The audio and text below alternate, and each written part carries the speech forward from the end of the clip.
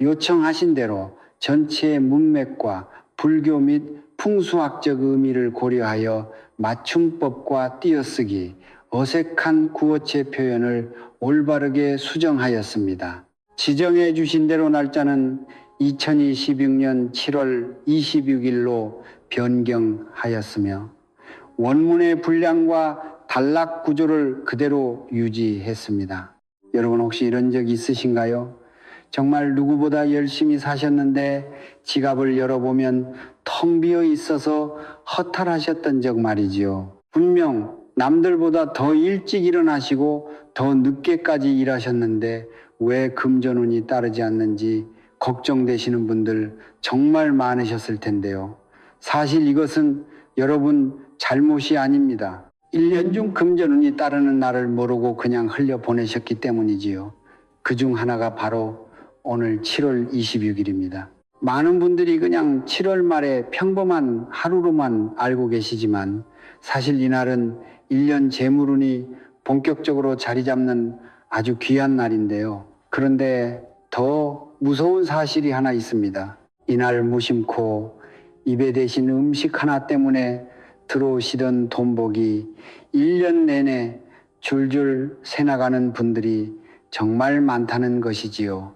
본인은 전혀 모르는 사이에 말입니다. 옛날 부잣집에서는 이날만큼은 절대 식탁에 올리지 않으시던 음식들이 따로 있었는데요. 그 음식들을 멀리 하신 덕분에 그 집안은 대대로 곳간이 비는 법이 없었습니다. 반대로 이날 꼭 챙겨 드시던 음식, 그리고 식탁에서 조용히 챙기시던 풍수의식까지 따로 있었지요. 오늘 영상에서는 7월 26일 절대 입에 대시면 안 되는 음식, 꼭 챙겨 드시면 1년 재물운이 쑥쑥 자라는 음식, 그리고 부잣집에서 지키시던 돈복을 향한 의식까지 하나도 빠짐없이 알려드릴 테니 꼭 끝까지 함께 해주세요. 구독과 좋아요, 알림 설정은 큰 힘이 됩니다. 그렇다면 왜 7월 26일의 식탁이 1년 금전운을 결정한다고 하는 걸까요?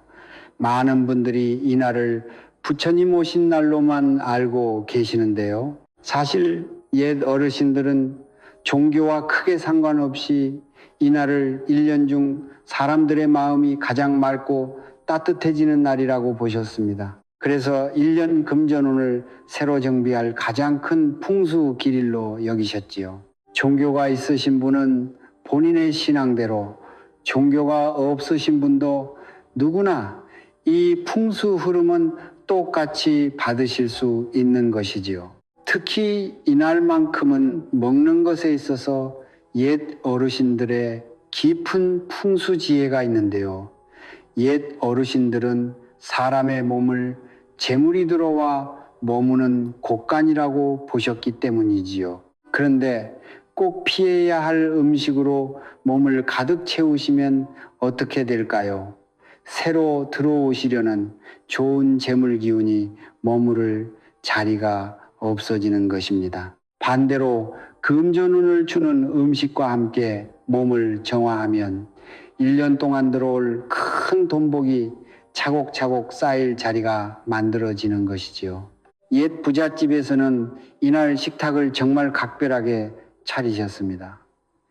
무엇을 올리고 무엇을 절대 올리지 않을지를 며느리에게까지 일일이 일러두셨는데요. 그래서 그 집안은 대대로 곳간이 비는 법이 없었고 자손대까지 큰 부자로 이어지셨던 것입니다. 그러니까 단 한 끼의 식탁이 1년 재물운을 좌우하고 더 나아가 대대로 이어지는 대운까지 결정한다는 말이지요. 그럼 7월 26일에 절대 입에 대시면 안 되는 음식부터 하나씩 알려드릴게요. 가장 먼저 멀리 하셔야 할 음식은 바로 붉은 고기, 그러니까 소고기와 돼지고기 같은 육류입니다. 옛 어르신들은 이날만큼은 육고기를 식탁에 올리지 않으셨는데요. 왜 그랬을까요? 풍수에서는 이날 들어오기 시작하는 1년 금전 흐름이 아주 맑고 가벼운 기운이라고 보았기 때문이지요. 그런데 무거운 육고기 한 점이 몸에 들어가시면 어떻게 될까요? 그 가볍고 귀한 재물 기운이 들어올 자리가 막혀버리는 것이지요. 옛 부잣집에서는 이날 하루만큼은 고기를 잠시 내려놓으셨지요. 단 하루만 멀리 하셔도 1년 돈복이 달라지니 7월 26일 부처님 오신 날 점심과 저녁만큼은 꼭 가벼운 식단으로 챙겨보세요. 두 번째로 멀리 하셔야 할 음식은 생피가 보이는 음식, 그러니까 회나 육회, 핏물이 흥건한 스테이크 같은 음식입니다. 이런 음식이 왜 안 될까요? 옛 어르신들은 피가 비치는 음식은 그 자체로 끊김과 다툼의 기운을 가지고 있다고 보셨기 때문이지요. 1년 금전 흐름이 막 시작되는 날에 끊김의 기운을 몸에 들이시면 들어오시던 돈복도 중간에 끊겨버린다고 하셨습니다. 부잣집에서는 이날 회 한 점도 입에 대지 않으셨고 굳이 드셔야 한다면 푹 익혀 드셨지요. 26일 이날 회식 자리나 외식 자리가 있으시다면 회와 육회만큼은 다음 날로 미루시는 게 좋겠습니다. 다음으로 멀리 하셔야 할 음식은 너무 독한 술입니다. 양주나 도수 높은 술 종류를 말씀드리는 것인데요. 한 잔 정도 반주야 괜찮지 않을까 싶으시겠지만 이날만큼은 정말 조심하셔야 합니다. 풍수에서는 독한 술이 몸 안에 좋은 기운을 흩어놓는다고 보았는데요. 특히 26일은 1년 재물이 가장 예민하게 자리 잡는 날이라 작은 흐트러짐 하나에도 큰 돈이 새나갈 수 있다고 하셨지요. 옛 부잣집에서는 이날 술자리 약속을 일부러 잡지 않으셨고 마시더라도 가볍게 한두 잔만 드셨습니다. 이날만큼은 회식이나 술 약속을 가급적 다른 날로 옮기시고 술을 드시더라도 약한 술로 아주 가볍게 드시는 것이 좋습니다. 네 번째로 멀리 하셔야 할 음식은 검게 탄 음식입니다. 새까맣게 탄 고기, 까맣게 그을린 빵, 시커멓게 눌어붙은 부침개 같은 것들인데요. 이것은 어느 날에도 좋지 않지만 오는 26일에는 특히 더 조심하셔야 합니다. 풍수에서는 탄 음식을 재물을 태워 없애는 음식이라 보았기 때문이지요. 한 해 동안 들어올 돈복이 그 한 끼에 다 타버린다고 하시면 정말 무서운 말 아닐까요? 옛 어르신들은 이날 부엌에서 음식을 태우지 않으시려고 평소보다 더 약한 불로 천천히 조리하셨습니다. 7월 26일 요리하실 때는 불 조절에 한 번 더 신경 쓰시고 혹시 살짝 탄 부분이 생기면 그 부분만 잘라내고 드시는 것이 좋겠습니다. 이번에는 조금 의아하실 텐데요. 이날 피해야 할 음식 중 하나는 바로 지나치게 비싸고 화려한 음식입니다. 값비싼 호텔 코스 요리나 화려한 수라상 한상 차림 같은 음식을 말씀드리는 것이지요. 좋은 날 좋은 음식 드시는 것이 왜 안 되냐 하실 수 있는데요. 7월 26일 부처님 오신 날은 비움과 정갈함으로 1년 곳간을 채우는 날이기 때문입니다. 옛 부잣집에서는 오히려 이날 더 소박하게 드셨는데요. 잡곡밥에 나물 몇 가지, 맑은 국 한 그릇이면 충분하다고 하셨지요. 부자일수록 이날만큼은 자랑하지 않고 조용히 비우셨다는 것입니다. 그래야 1년 내내 들어올 큰돈을 담을 그릇이 만들어진다고 보셨기 때문이지요. 그러니 오늘 26일 식탁은 화려함보다 정갈함, 비싼 것보다 깨끗한 한 끼로 차려보시기 바랍니다. 그런데 이렇게 멀리만 하면 끝일까요? 아닙니다. 더 중요한 건 반대로 이날 꼭 챙겨 드시면 1년 재물이 쑥쑥 자라는 음식이 따로 있다는 것이지요. 지금부터 그 음식들을 하나씩 알려드리겠습니다. 이 음식들은 옛 부잣집에서 지키시던 식단이기도 한데요. 26일 부처님 오신 날을 맞이하여 가장 먼저 챙겨 드시면 좋은 음식은 바로 나물 비빔밥입니다. 옛 어르신들은 이날 한 그릇 안에 여러 가지 나물을 올려 비벼 드셨는데요. 왜 그러셨을까요? 풍수에서는 한 그릇 안에 여러 색깔의 나물이 모이는 모습을 여러 갈래의 재물이 한 곳으로 모이는 모습이라고 보셨기 때문이지요. 시금치의 푸른빛, 도라지의 흰빛, 고사리의 갈색, 당근의 주황빛이 한데 어우러지면 사방에서 들어오는 돈복이 한 그릇에 모인다고 하셨습니다. 옛 부잣집에서는 이날만큼은 꼭 비빔밥을 차리게 하셨는데요. 그래야 그 집의 곳간이 사방에서 채워진다고 보셨기 때문이지요. 이날 한 끼 정도는 꼭 나물 비빔밥으로 차려 드셔보시기 바랍니다. 다음으로 챙겨 드시면 좋은 음식은 두부와 콩류입니다. 두부조림, 두부찜, 콩나물국, 콩밥 같은 음식이 모두 여기에 해당하는데요. 풍수에서는 콩을 작지만 알차게 채워지는 재물의 상징으로 보았습니다. 콩 하나하나가 작은 동전처럼 곳간을 채워준다고 보셨기 때문이지요. 또 두부는 하얗고 깨끗한 색 덕분에 맑은 금전 흐름을 부른다고 하셨습니다. 옛 부잣집에서는 이날 두부 한 모를 꼭 식탁에 올리셨는데요. 그래야 1년 동안 들어올 돈복이 맑고 깨끗하게 유지된다고 보셨기 때문이지요.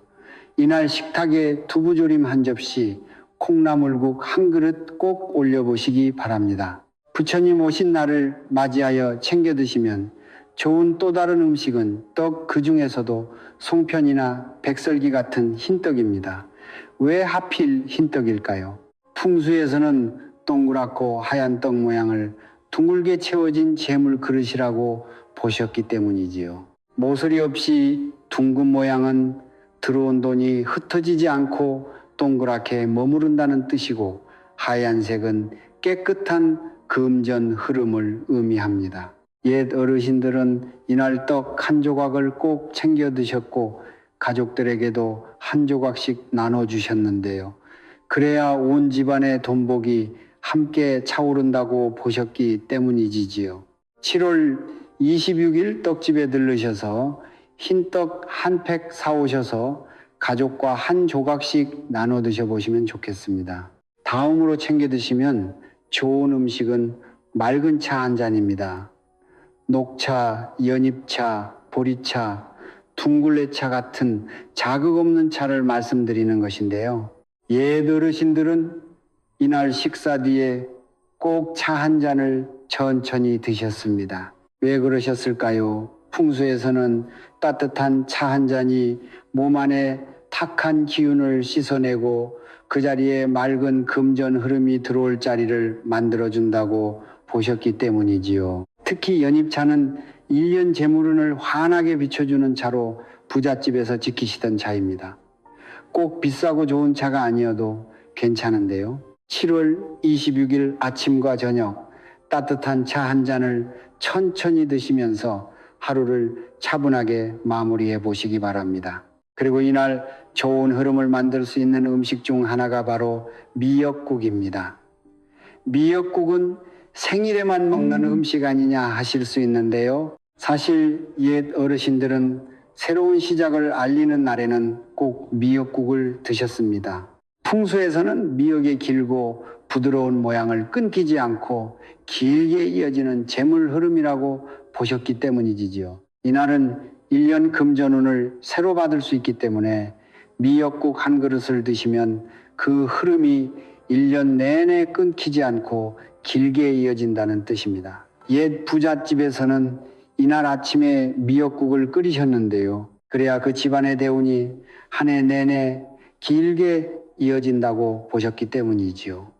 그러니 이날 아침 식탁에 미역국 한 그릇 꼭 올려보시기 바랍니다. 그런데 무엇을 드시느냐만큼 중요한 것이 또 있다는 사실을 알고 계셨나요? 바로 어떻게 드시느냐입니다. 옛 부잣집에서는 이날 식탁에서의 풍수 의식들이 따로 있었는데요. 지금부터 그 부분 하나씩 알려드리겠습니다. 우선 첫 번째 의식은 밥상 앞에서 잠시 감사 인사 올리기입니다. 어렵게 생각하실 필요 없는데요. 수저를 드시기 전에 단 3초만 멈추시고 오늘 이 한 끼를 주신 분들, 그리고 조상님께 감사합니다 하고 마음속으로 가만히 읊으시면 됩니다. 풍수에서는 이 짧은 멈춤 하나가 그 식탁에 좋은 금전 흐름을 불러들인다고 보았지요. 옛 부잣집에서는 어른이 먼저 수저를 드시기 전 짧게 인사를 올리셨고 그래야 그 한 끼가 곳간을 채우는 한 끼가 된다고 하셨습니다. 7월 26일 식사를 하시기 전 수저를 드시기 전 3초 감사 인사 꼭 챙겨보시기 바랍니다. 두 번째 의식은 밥상을 한 바퀴 천천히 도는 마음으로 차리기입니다. 옛 어르신들은 이날 식탁에 음식을 올리실 때 한 번에 툭 내려놓지 않으시고 그릇 하나하나 천천히 올리셨는데요. 왜 그러셨을까요? 풍수에서는 음식 그릇이 식탁 위에 놓이는 그 순서와 정성이 1년 재물 흐름의 결을 결정한다고 보셨기 때문이지요. 한 그릇 한 그릇 천천히 올리는 마음이 곳간을 한 칸 한 칸 채우는 마음과 같다고 하셨습니다. 7월 26일 식탁 차리실 때는 평소보다 조금만 더 천천히 정성스럽게 그릇을 올려보시기 바랍니다. 세 번째 의식은 저녁에 작은 등불 하나 켜두기입니다. 부처님 오신 날 연등을 떠올리시면 쉬우신데요. 이것은 단순히 종교의식이라기보다 풍수의식에 더 가깝습니다. 옛 부잣집에서는 이날 저녁 현관이나 거실 한쪽에 작은 등불 하나를 환하게 켜두셨는데요. 그 빛이 1년 동안 막혀있던 금전 흐름을 환하게 비춰준다고 보셨기 때문이지요. 요즘은 양초 한 자루도 좋고 작은 무드등 하나만 켜두셔도 충분합니다. 7월 26일 저녁 6시가 넘어서 집안 한쪽에 작은 불빛 하나 꼭 켜두시기 바랍니다. 다음으로 손과 그릇을 깨끗하게 씻어내는 시간 갖기입니다. 옛 어르신들은 이날 부엌과 식탁 주변을 평소보다 더 깨끗하게 닦으셨는데요. 특히 식사 전 손을 흐르는 물에 천천히 씻으시면서 1년 동안 묻어있던 묵은 기운을 함께 흘려보낸다고 생각하셨습니다. 풍수에서는 물이 묵은 기운을 씻어내고 새 재물 흐름을 불러온다고 보았지요. 부잣집에서는 이날 그릇 하나도 허투루 닦지 않으셨고 행주 한 장도 빨아서 햇볕에 말려 두셨습니다. 오는 26일은 식사 전 손 씻기, 설거지, 행주 빨기까지 평소보다 한 번 더 정성스럽게 챙겨보시기 바랍니다. 언제나 돈복을 키우는 방법 중 하나인데요. 이날이라면 효과는 더 극대화되지요. 바로 작은 생명 하나의 친절 베풀기입니다. 거창하게 생각하실 필요 없는데요. 베란다 화분에 물 한 컵 챙겨주시는 것도 좋고 집에 있는 반려동물에게 평소보다 따뜻한 말을 한마디 건네셔도 좋고 길에서 마주친 사람에게 친절을 베푸는 것도 좋습니다. 옛 어르신들은 이날 생명에게 베푼 친절 하나가 1년 동안 큰 돈복으로 돌아온다고 보셨지요. 풍수에서는 살아있는 것을 살리는 마음이 곧 재물을 살리는 마음이라고 하셨습니다. 7월 26일 단 한 번이라도 작은 생명에게 따뜻한 손길 건네보시기 바랍니다. 지금까지 7월 26일 챙기시면 좋은 풍수의식 5가지를 알려드렸는데요. 그런데 여기서 끝이 아닙니다. 마지막으로 한 가지만 더 챙겨 드시면 1년 금전운이 한 단계 더 올라가는 황금빛 음식이 있는데요. 이것은 정말 부잣집에서만 조용히 챙기시던 비법이니까 꼭 끝까지 들어보시기 바랍니다. 자, 마지막으로 보너스 하나 더 알려드릴 텐데요. 7월 26일 다른 건 다 못 챙기셔도 이 한 가지만은 꼭 챙겨 드시면 좋겠습니다. 바로 단호박 요리입니다. 옛 어르신들은 재물과 관련해서는 노란빛이 가장 진한 음식을 한 가지 꼭 식탁에 올리셨는데요. 그 중에서도 단호박을 으뜸으로 꼽으셨습니다.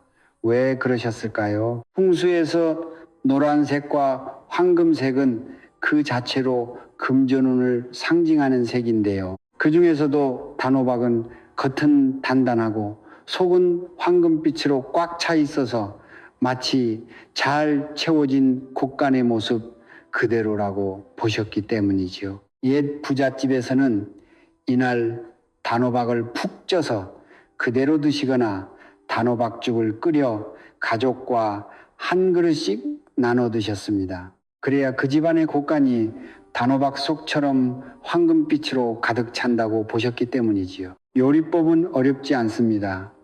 단호박 하나 사오셔서 반으로 잘라 푹 찌시기만 하셔도 충분하고, 시간이 있으시면 단호박죽 한 그릇 끓이셔도 정말 좋습니다. 7월 26일 식탁에 단호박 한 접시 꼭 올려보시고 가족과 함께 한 숟갈씩 나눠 드셔보시기 바랍니다. 그 한 그릇이 1년 재물운을 황금빛으로 채워줄 것입니다. 여러분, 오늘 26일 부처님 오신 날을 맞이하여 재물운을 올리는 방법 하나라도 꼭 실천해 보시면 좋겠습니다.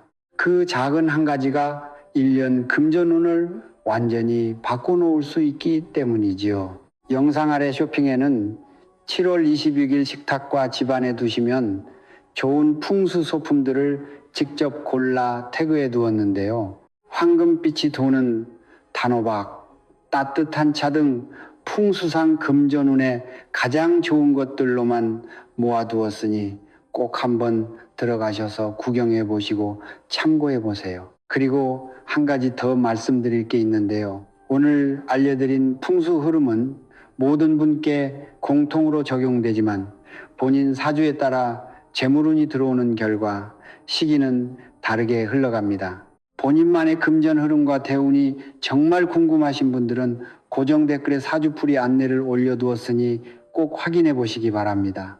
또 저희 채널 멤버십에 가입해 주시는 것은 다른 분들의 풍수 공부를 함께 도와드리는 길이자 본인의 돈복을 2배로 키우는 길입니다. 베푸신 만큼 더 큰 재물 흐름이 돌아오니 한번 살펴봐 주시면 정말 감사하겠습니다. 오늘 영상이 도움이 되셨다면 댓글에 7월 26일 좋은 기운 단단히 쌓고 1년 돈복 키워갑니다. 이 한 줄 꼭 남겨주시기 바랍니다. 지금까지 저는 인생 길잡이였습니다. 구독과 좋아요, 알림 설정은 언제나 큰 힘이 됩니다. 여러분의 재물운이 1년 내내 황금빛으로 빛나길 진심으로 바라겠습니다. 감사합니다. 그리고 이어서 다음 주제를 공유하겠습니다. 부자 되려면 절대 남에게 이 5가지 물건은 주지 마세요. 금전운이 무섭게 사라집니다. 무조건 주면 안 되는 복이 사라져 오히려 가난해지는 소지품. 금전운이 우리의 뒤를 따라 부자가 되려면 어떤 물건을 지니는지가 중요합니다.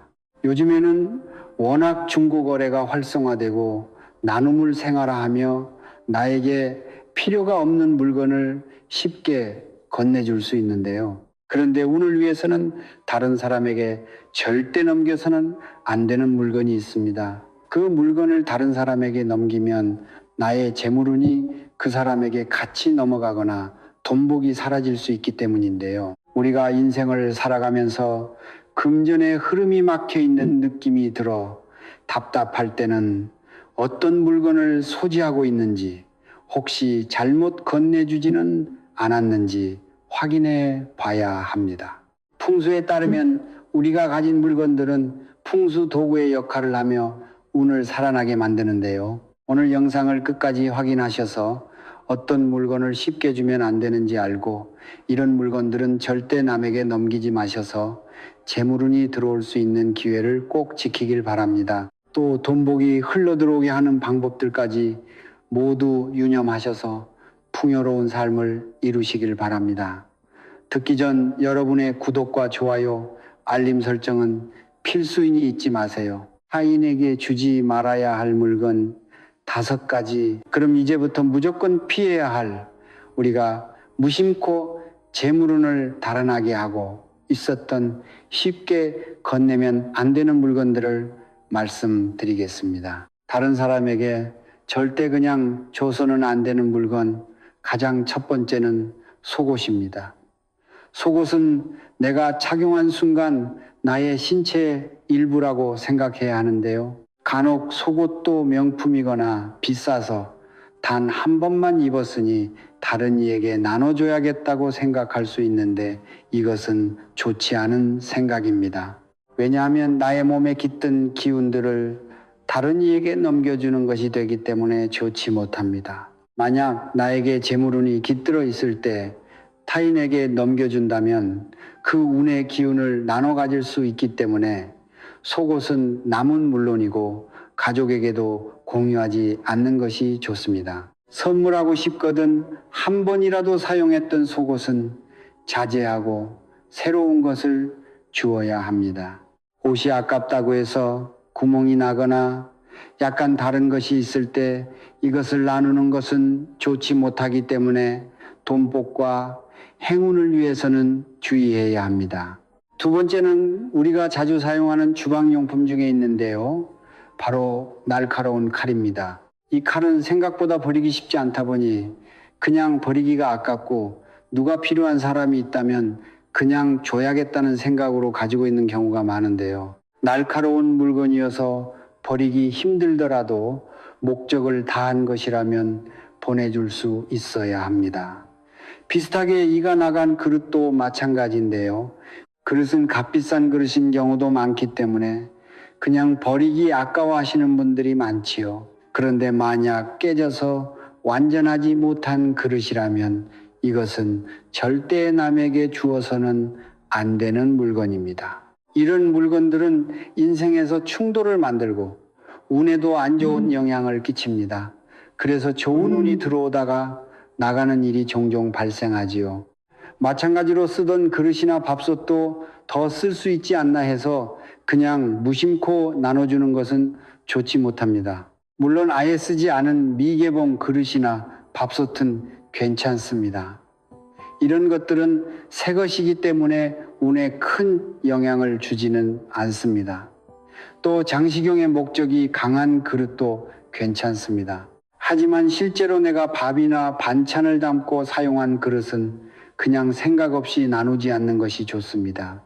예로부터 쌀은 금전과 풍요를 상징했습니다. 그리고 그것을 담는 밥그릇이나 밥통, 쌀을 담는 통과 같이 쌀이나 음식을 보관하는 장소는 재물운을 의미하지요. 그래서 이것을 생각 없이 남에게 주면 내 재물운을 뺏기게 되는 것을 의미합니다. 또한 앞으로 커져갈 재물운의 씨앗도 남에게 넘겨주는 셈이나 다름없으니 기왕이면 내가 사용했던 그릇이나 쌀통, 밥솥 등을 그냥 나눠주는 것은 좋지 않습니다. 만약 이때 꼭 나눠야 한다면 그릇을 사용하지 않고 하루에서 이틀 정도 햇볕이 잘 드는 곳에 두었다가 주는 것이 괜찮습니다. 다음으로 소금도 남에게 주면 좋지 못한 것 중 하나인데요. 소금이 금전을 상징하는 것은 많은 분들이 들어보셨을 겁니다. 소금을 현관에 두면 재물운이 상승한다는 말도 있지요. 또 상갓집에 다녀오거나 안 좋은 일이 있었을 때 소금을 뿌려 애군을 막기도 하는데요. 이렇게 소금은 나쁜 운으로부터 집안에 애군을 막아주는 역할을 하기도 합니다. 특히 소금은 돈복과 연관이 깊어서 사람이 자주 돌아다니는 현관에 소금을 두면 재물운이 더욱 좋아진다고 하는데요. 이때 주기적으로 소금을 새 것으로 바꿔주면 좋다고 하지요. 운이 나쁜 시기에는 소금이 더 빠르게 탁한 색으로 변해 있다고 합니다. 이렇게 돈과 재물을 뜻하는 소금은 만약 지금 내 상황이 금전운이 좋지 못한 상황이라면 타인에게 나눠주는 것은 좋지 못합니다. 마찬가지로 소금을 주로 담았던 항아리나 단지 역시 재물운을 지키는 것을 뜻하니 주지 않는 것이 좋겠습니다. 네 번째로 죽어있는 물건이나 파손된 물품을 나눠주는 것은 피해야 하는데요. 죽어있는 물건 중 대표적인 것이 조화나 말린 식물, 죽은 식물입니다. 식물 역시 가정의 번영을 상징하는 물건 중 하나이지요. 금전운이 들어오는 식물들도 많은데요. 이처럼 성공과 명예를 드높일 수 있는 식물이 시들거나 죽어 있다면 운에 좋은 신호는 아닙니다. 이런 것들은 다른 사람에게 나눠주기보다 빠르게 처리하거나 버리는 것이 좋습니다. 마찬가지로 내가 손을 대지 않는 물건이 오랫동안 묵혀있는 물건도 죽어있는 물건 중 하나이니 빠르게 정리할 필요가 있습니다. 또 파손된 물품은 타인에게 나눠주면 쓴소리를 들을 수가 있지요. 이 중에서도 망가진 인형은 꼭 피해야 합니다. 망가진 인형들은 차라리 그냥 버리는 것이 좋은데요. 인형은 옛날부터 주술적인 의미가 있기 때문에 그것이 훼손된 형태라면 좋은 운을 가져오지 못합니다. 기르던 식물을 타인에게 그냥 넘겨주는 것도 좋지 못한데요.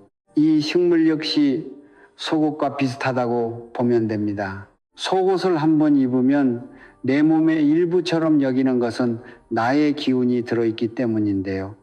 식물 역시 나와 한 집에서 같이 살았다고 보기 때문에 내 기운이 담겨 있다고 봅니다. 기르던 식물을 그냥 나눌 경우 내 기운이 마이너스가 될 수 있으니 이런 경우에도 주의하여 가급적 타인에게 주지 않는 것이 좋습니다.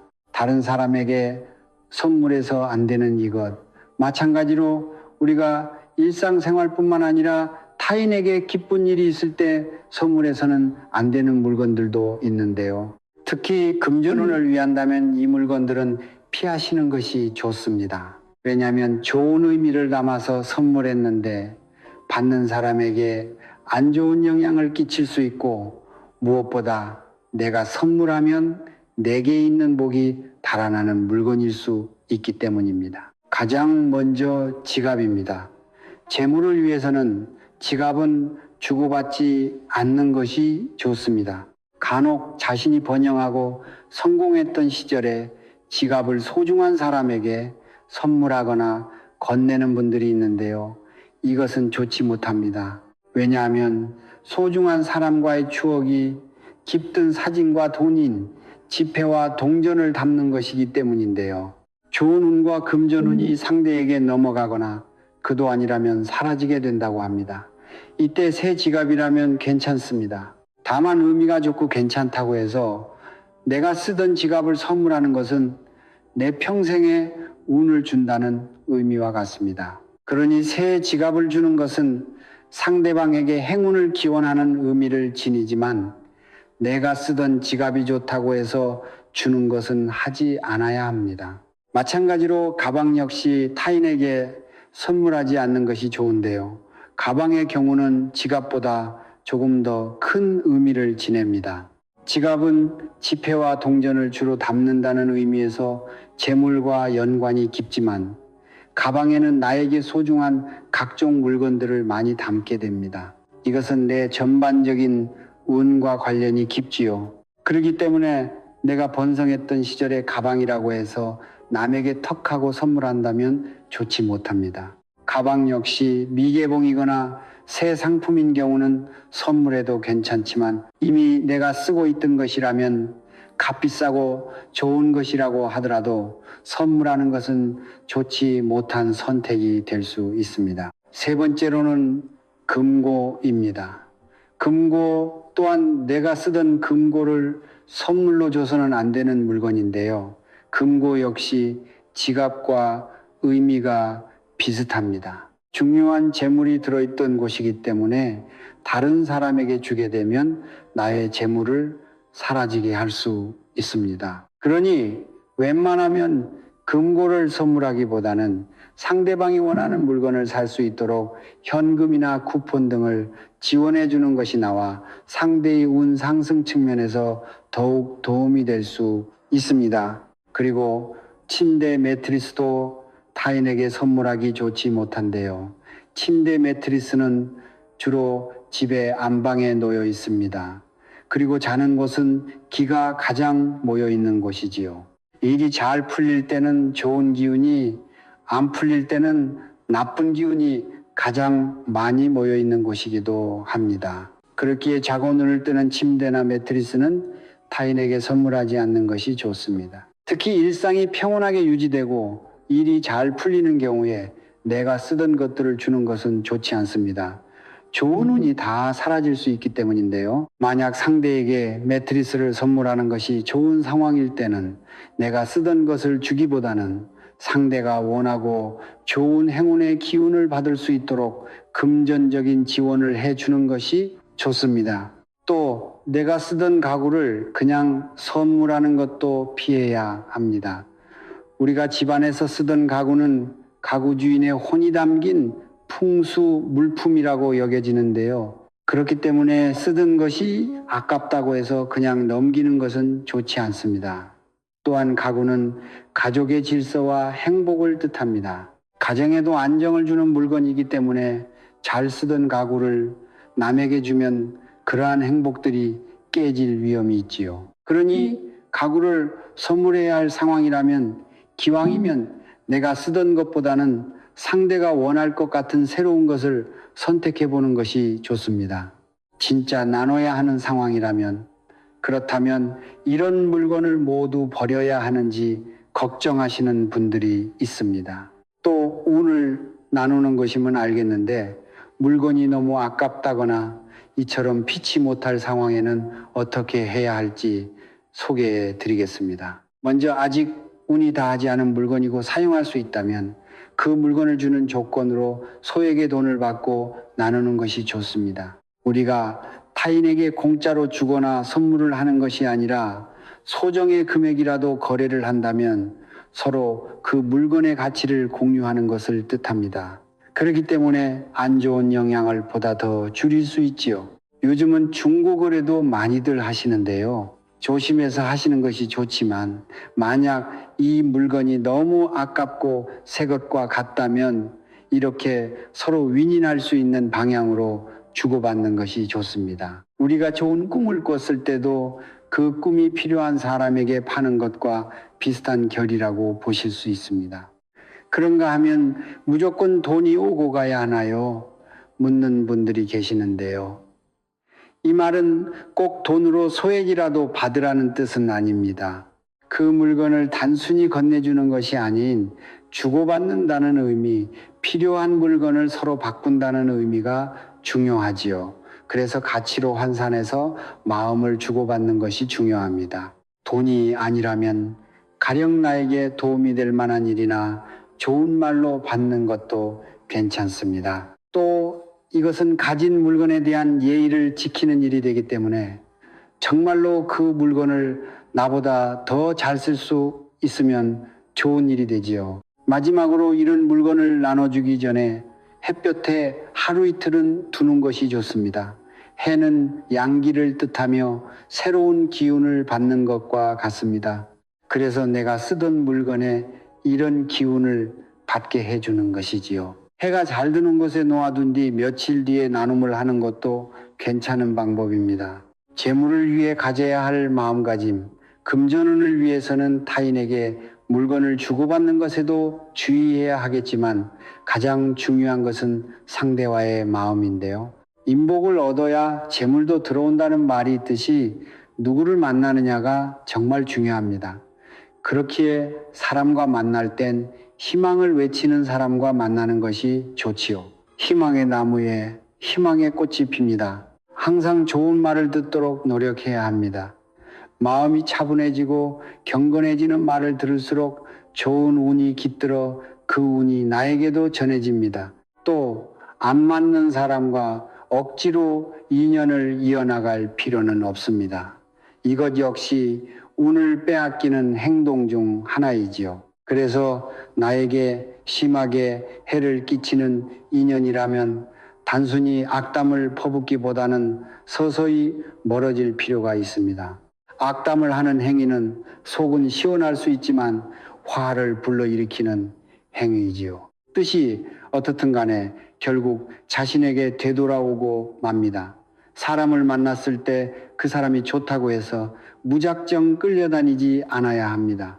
중요하지 않은 일에 휘말리지 말고 나의 에너지를 아낄 필요가 있지요. 그리고 단호하게 끊어내야 할 때는 끊어낼 줄도 알아야 합니다. 인간관계에서는 말을 조심하지 않는 사람들이 많은데요.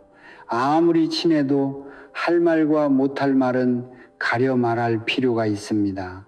이것이 복을 만들지요. 우리의 말은 입 밖으로 내뱉는 순간 주워 담을 수 없게 됩니다. 그렇기에 운을 만드는 행동 중 하나는 함부로 비난하지 않는 것입니다. 말의 중요성은 100번 강조해도 지나치지 않습니다. 대화를 나눈다면 경청할 줄 아는 사람이 되는 것이 좋지요. 말을 먼저 꺼내려는 사람보다 들을 줄 아는 사람에게 좋은 운이 오는 법입니다. 같은 말도 1000번 만번 하면 기적을 불러일으킵니다. 그러니 좋은 말은 계속해서 외쳐보세요. 많은 부자들과 성공한 사람들 역시 나는 운이 좋다라는 말을 하루에 수십 번 외쳤다고 하지요. 반복은 위대한 힘을 가져옵니다. 좋은 글, 좋은 말의 주인이 되세요. 나의 생각, 나의 말투를 선하게 바꾸면 풍요는 뒤따릅니다. 특히 재물운이 좋아지길 원한다면 돈과 친하게 지내는 사고방식을 지녀야 합니다. 돈은 돌고 돌아 나에게 충분히 다가올 수 있다는 사실을 알아야 하지요. 돈은 나뿐만이 아닌 주변 사람을 행복하게 만들고 의롭게 만들 수 있다는 것에 주목해야 합니다. 만약 인생에서 본받고 싶은 부자를 만난다면 가치관, 신념, 태도를 배울 필요가 있습니다. 그들의 행동 속에서 좋은 운을 가져오기 위해 어떤 행위를 했는지 살펴보고 적용하는 것이지요. 부자가 되려면 귀를 열라는 말이 있듯이 모든 것을 나와 맞지 않는다고 단정짓고 배척하지 말고 수용하는 지혜가 필요합니다. 타인의 말을 귀담아 듣는 사람은 그 속에서 귀중한 가치도 찾아낼 수 있지요. 또 운이 나쁘다고 생각될 땐 그냥 나가서 산책처럼 걷는 것도 좋습니다. 몸을 움직이면 잡념이 없어지고 쌓여있던 스트레스가 풀리지요. 가만히 있으면 운도 정체됩니다. 운과 돈은 비슷한 성질을 가지고 있지요. 순환되는 진리를 통해 흘러들어옵니다. 부정적인 기운은 최대한 멀리하고 긍정적인 기운을 받아들이는 것이 필요합니다. 이것이 쌓이고 쌓여 나에게 복으로 들어옵니다. 오늘 들어보신 이야기 어떠셨나요? 좋은 운을 위해서는 타인과 나누어야 할 것과 주의할 것이 있다는 것, 또 피치 못하게 그냥 주지 못할 사정이라면 어떻게 해야 사라지지 않게 하면서도 상대와 내가 재물복을 받을 수 있을지 알아보는 시간이었습니다. 지금까지 반복해서 들으면 들을수록 여러분의 삶의 지혜가 깊어지는 인생 길잡이, 구독과 좋아요, 알림 설정은 앞으로의 더 좋은 영상 제작에 큰 힘이 됩니다. 오늘도 감사합니다. 행복하세요.